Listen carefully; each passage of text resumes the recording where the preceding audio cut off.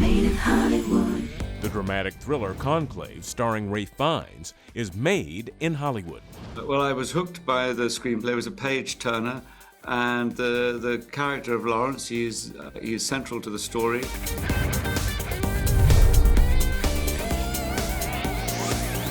Made in Hollywood. Also on today's show, Billy Crystal showcases his dramatic skills in the hair-raising supernatural series Before. It wasn't like, I want to play something different in my... No, it was, boy, this is great.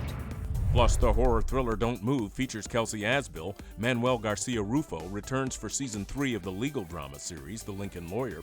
And the emotional drama Exhibiting Forgiveness features Andre Holland and Andra Day. This week on Made in Hollywood. Made in Hollywood. Amidst the election of a new pope, a shocking trail of secrets threatens to rock the Catholic Church to its core in the gripping thriller Conclave, featuring Ralph Fiennes.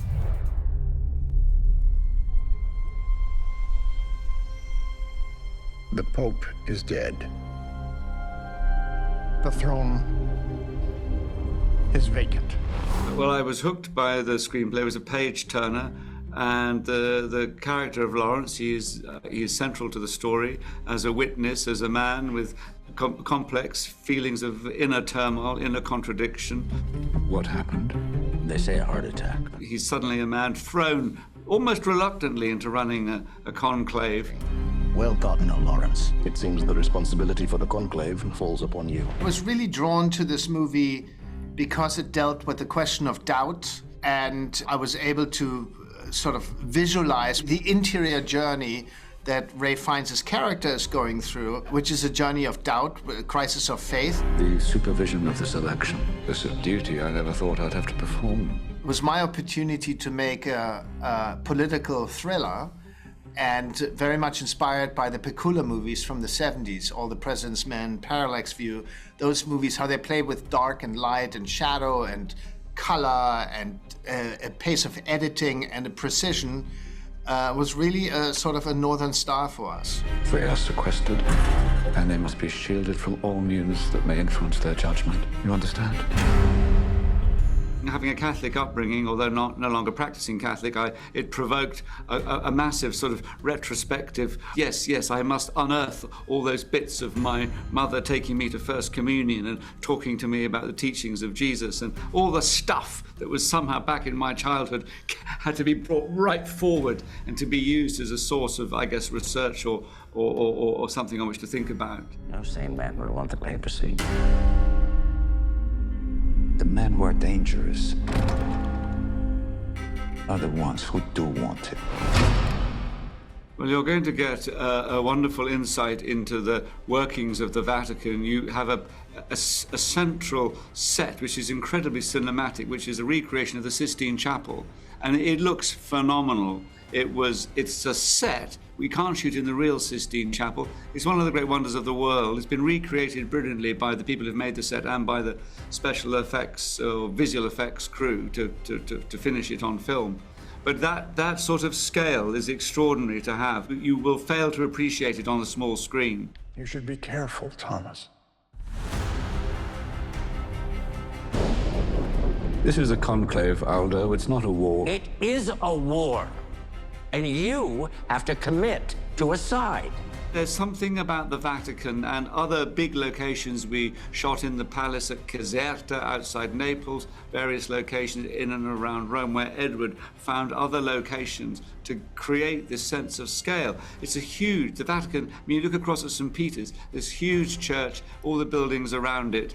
And then what's great about film, isn't it? You have shots that give a sense of the epic, which are juxtaposed against the intimate and the constrained and the enclosed and the close-ups. And that equation of the epic scale, visual great shots that hold a great sense of space and depth against the human face in close-up. And that tension is best experienced in the cinema, and you get it massively in the way Edward has made this film. Why did the Holy Father, in his last official act as Pope, choose me to run this conclave? The reasons would become clear soon enough.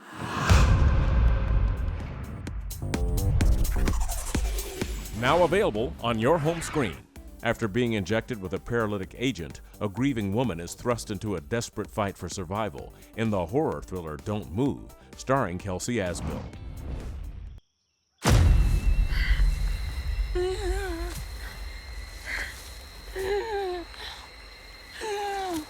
Have you started to feel it yet? What did you do to me? Just a special relaxant to make things easier on both of us. Iris's story arc was so on the page, which was really helpful in starting there. And then I really worked with the directors on what the paralysis would look and feel like. And then, what translates on screen. You have about 20 minutes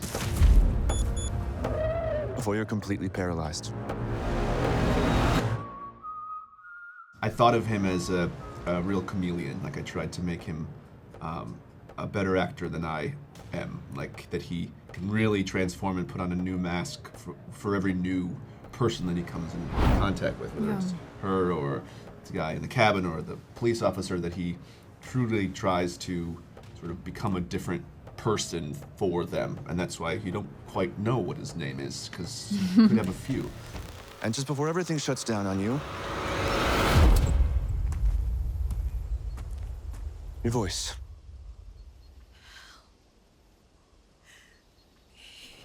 I mean, I'm not a hiker. I'm a hiker. I would say, yeah, but I did, it's so beautiful. Especially in Bulgaria, it's almost like they're like fairy tale forests. Yeah. And really so that is. was really, really special. There's no complaints, but yeah. Yeah. I wouldn't be in that position because I don't go on hikes like Iris. I wouldn't even be out there. Yeah. Yeah.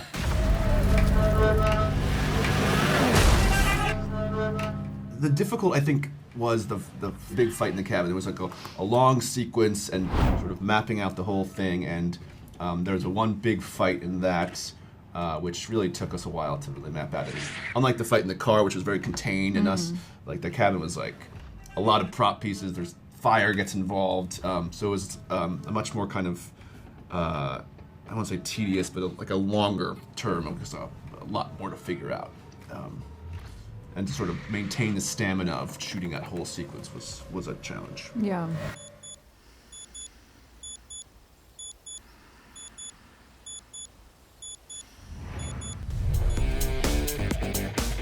Coming up, the thrilling supernatural series Before features Billy Crystal, and Manuel Garcia Rufo returns for season 3 of the legal drama series The Lincoln Lawyer. To find out where to watch any movie, check out Moviephone.com. Find it, watch it. It wasn't like, I want to play something different in my... No, it was, boy, this is great. Made in Hollywood. Made in Hollywood. Now available on your home screen. A child psychiatrist's eerie connection with a troubled young boy begins to unearth dark buried secrets from his past as Billy Crystal stars in the thrilling supernatural series Before. You've had a successful career helping troubled kids. It's okay. Can you identify the moment that changed? Yeah, of course. It's the day my wife died. The first idea was mine. We had this notion of this pediatric psychiatrist working with a troubled kid who's presenting in a very specific way. That was the mystery of who is he, what's he experiencing, and it asked questions about, have we been here before? It got really mysterious. My first reaction was, this is gonna be a hit. It was so well written. I had not seen material like this ever. My first reaction to the series was Billy Crystal calling me and saying, can you come over to the house? I wanna talk about this. What's with the farmhouse? Just some picture I found.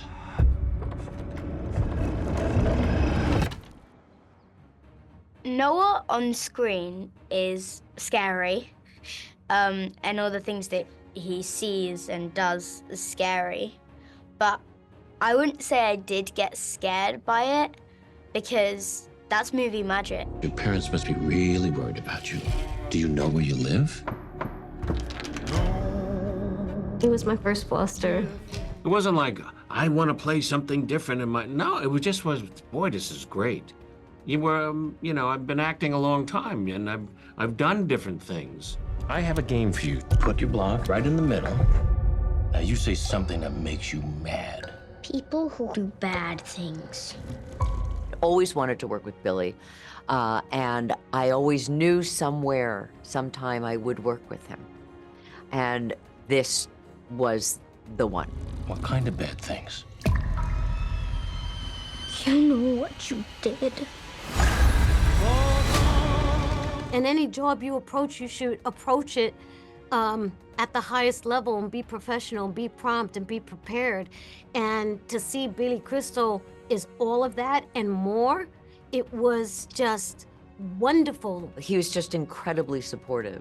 So getting to work with him was just a joy and an honor.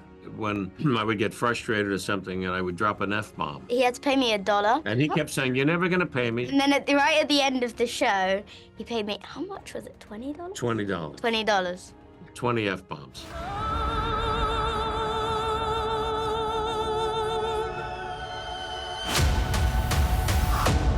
What have you done?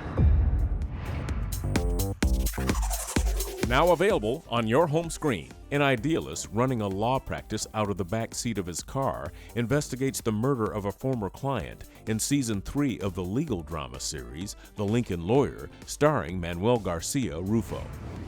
Gloria Dayton was a former client of mine. She was murdered. This one's personal. Because that always works out well. Somebody wants Julian to go down for Gloria's murder. I didn't do this.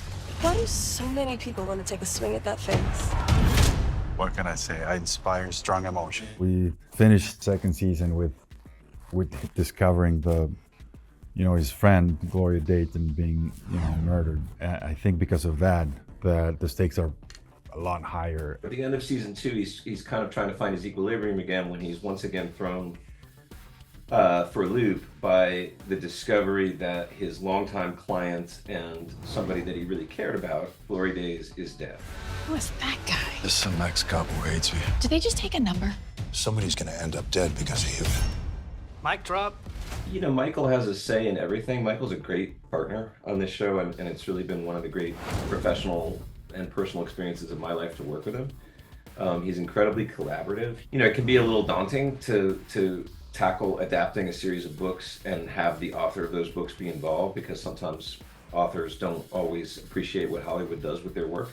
In order to adapt it to the TV, to make it work, sometimes they change some characters and they bring from other books.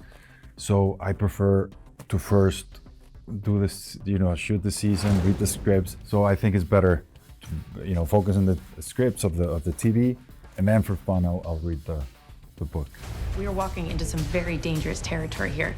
Lord knows you can use some protection. You be careful. I mean it.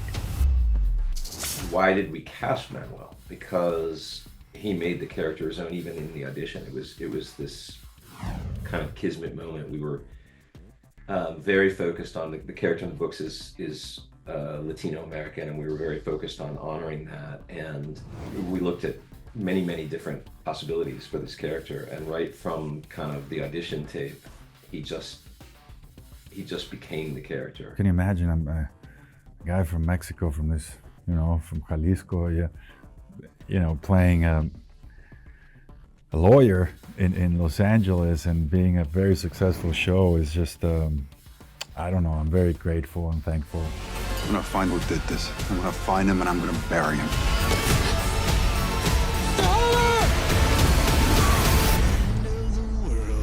To find out where to watch any movie, check out Moviephone.com. Find it, watch it. Up next, we sit down with Andre Holland and Andra Day for the emotional drama Exhibiting Forgiveness. And so when I first read it, I thought, oh my God, I can't believe how finished it feels already, and also how personal it feels. Made in Hollywood. Made in Hollywood. The reappearance of his estranged father forces an American painter to confront the trauma of his past in the emotional drama Exhibiting Forgiveness, starring Andre Holland and Andra Day. Shadows on the wall, noises down the hall. Life doesn't frighten me at all. Titus and I were introduced through a mutual friend, Terrell McCraney, and Terrell gave it his endorsement by saying, hey, I think this is pretty good, you should check it out. And so when I first read it, I thought, oh my God, I can't believe how finished it feels already, and also how personal it feels. Before even going into details with him, I could tell by reading it that it was a personal story. I ain't seen you for 15 years, but now you want to be somebody's granddaddy? You somebody's daddy? Started as a documentary. I was going back to visit my grandmother. My father, who I hadn't seen in 15 years, was there. My grandmother was insistent that I talk to him, and I did not want to do that. But she orchestrated the event, and the long story short is I went to his house and I started filming him, and that's the scene that you get in the movie. Listen, I need you to speak to him. I need you to talk to him. No. He has changed. He ain't changed. It's just gonna follow us home if you don't deal with it here. What he's looking for Terrell now is that he's looking for forgiveness. I guess he feels that, okay, I'm healed from my addiction. If you can see that I'm a changed man, maybe you can forgive me. Not knowing that sometimes you may look different on the outside, but you may be still the same on the inside. You got flaws, Terrell. Ain't you got flaws? I'm not the same man you used to know before, Terrell. That's what you said, right? There's no reason in the world a first-time director should be working with people as extraordinary as people that I've worked with on this film. So I remember telling him, he was like, oh, I can't believe you agreed to do this. I was like, if you would have cast me as the janitor for 7.5 seconds, I would have agreed to do this movie. Like, I knew I wanted to be a part of this project. Have you asked yourself once, one time, what's best for us? For him, for your grandson? Early in the film, we see Terrell waking up from having these sort of dreams, these bad dreams, these panic attacks. And the first place he goes is to a studio to start to paint. So I think in that way, yeah, he used his work as a form of relief, a place to process. Most people who see this film probably won't know me at all, but I'm a painter. So all of the paintings in the film, I made myself. That process of making paintings for me has always been a cathartic one. Built with bricks that we were never given.